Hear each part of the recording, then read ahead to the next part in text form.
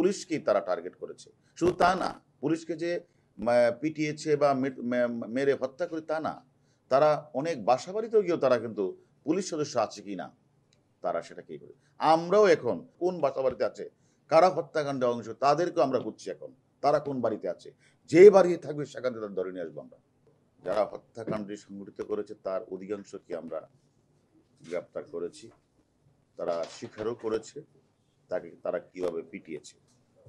আসলে বাংলাদেশের মহান মুক্তিযুদ্ধের প্রথম প্রতিযুদ্ধ হচ্ছে বাংলাদেশ পুলিশ। আর এই পুলিশ সবসময় দুর্দিনে দুঃসময় সম্মুখযুদ্ধ হিসাবে সামনে এগিয়ে আসে। অতএব আপনারা লক্ষ্য করেছেন যে স্বাধীনতা বিরোধী অপশক্তি প্রথম টার্গেট ছিল পুলিশ। তার উদ্দেশ্যটা ছিল তারা রাষ্ট্রীয় স্থাপনাগুলিতে 28 অক্টোবরের পরও দেখেছেন, তারা রাষ্ট্রীয় স্থাপনাগুলি বিশেষ করে প্রধান বিচারপতির বাসভবন শুরু করে আমাদের পুলিশ হাসপাতালে তারা হামলা করেছে, পুলিশকে পিটিয়ে হত্যা করেছে।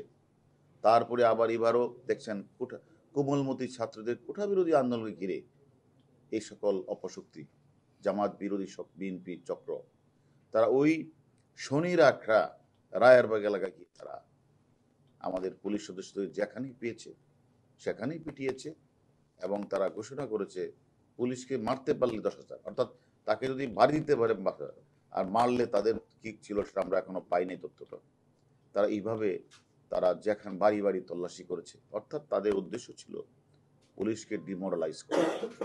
এবং পুলিশকে যদি ডিমোরালাইজ করতে পারে তাহলে বোধ হয় তাদের যে আন্দোলন তারা মনে করেছিল যে তারা সাকসেস হবে, এবং তারা মনে করেছিল পুলিশকে মনোবল ভেঙে দিয়ে পুলিশকে যদি হত্যা করতে পারে তাহলে পুলিশ হয়তো পিছিয়ে যাবে, তখন তারা এই রাষ্ট্রকে, গণতান্ত্রিক সরকারকে তারা অকার্যকর রাষ্ট্রে পরিণত করবে এবং এই দেশটাকে আবার তারা পিছিয়ে নেওয়ার একটা মূল নীল নকশা ছিল। তাই আমি মনে করি বাংলাদেশ পুলিশ আমরা অত্যন্ত মনে করি যে আমরা সবসময় মনে করি যে আমরা সব দেশের আমাদের পুলিশ আত্মাহুতি দিয়েছে এবং আবার বিভিন্ন আন্দোলন সংগ্রামে 2013, 14, 15 সালে বিভিন্ন আন্দোলন, মানে 23 সালে 28 অক্টোবরের পরে বিভিন্ন আন্দোলনের সময় আমাদের পুলিশ কিন্তু রক্ত দিয়েছে, আত্মাহুতি দিয়েছে। এটা আমাদের কাছে মানে অত্যন্ত পীড়াদায়ক যে আমরা মনে করি যে আমাদের সাংবাদিক ভাইদের কাছে আমরা একটা বিনীতভাবে বলতে চাই যে আমাদের মাঝ থেকে 3 জন পুলিশ চলে গেছে এই কোঠাবিরোধী আন্দোলনের। এটা আমাদের কাছে তার ফ্যামিলির জন্য আমাদের অত্যন্ত কষ্ট হচ্ছে যে তারা আমাদের মাঝে নেই। কিন্তু এটা ঠিক, পুলিশকে ডিমোরালাইজ করা যাবে না। যতই তারা পুলিশের উপরে আক্রমণ করুক, পুলিশকে হত্যা করুক, পুলিশকে মারার জন্য পুরস্কার ঘোষণা করুক, এতে পুলিশের মনোবল মোটেও ভাঙবে না। আমাদের 2 লক্ষের পুলিশ বাহিনী রয়েছে।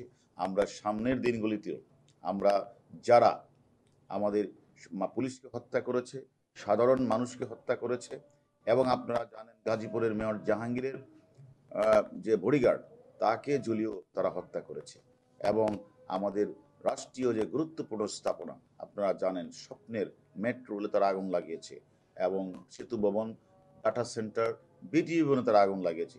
আমরা বাংলাদেশ পুলিশের প্রতিটি সদস্য আমরা বিভিন্নভাবে ডাটা, আমরা আমাদের মোবাইল ফোন এবং বিভিন্ন ধরনের ডিজিটাল ডিভাইস সবগুলি আমরা অ্যানালাইজ করছি, ভিডিও ফুটেজগুলি আমরা অ্যানালাইজ করছি।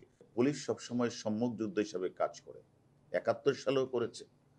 প্রতিটি আন্দোলনে 13, 14, 15, 16, 18 এবং 23 সাল পর্যন্ত পুলিশ সম্মুখ যুদ্ধ হিসেবে কাজ করে, এবং একটি গণতান্ত্রিক সরকারকে অবৈধভাবে ক্ষমতাচ্যুত করা, একটা রাষ্ট্রকে অকার্যকর করার জন্য একটি চক্র সবসময় গোলাপানিতে মাছ শিকার করে একটা রাষ্ট্রের বিভিন্ন যে বিষয়গুলিকে তারা ঘোলাটে করে তারা অকার্যকর রাষ্ট্রে পরিণত করতে চায় একটি চক্র। তারা বারবারই ব্যর্থ হচ্ছে পুলিশের কারণে, যার কারণে তারা এখন পুলিশকেই তারা টার্গেট করেছে। শুধু তা না, পুলিশকে যে পিটিয়েছে বা মেরে হত্যা করে তা না, তারা অনেক বাসা বাড়িতেও গিয়েও তারা কিন্তু পুলিশ সদস্য আছে কি না তারা সেটাকেই করে। আমরাও এখন কোন বাসা বাড়িতে আছে, কারা হত্যাকাণ্ডে অংশ, তাদেরকেও আমরা বুঝছি এখন তারা কোন বাড়িতে আছে। যে বাড়ি থাকবে সেখান থেকে ধরে নিয়ে আসবো আমরা।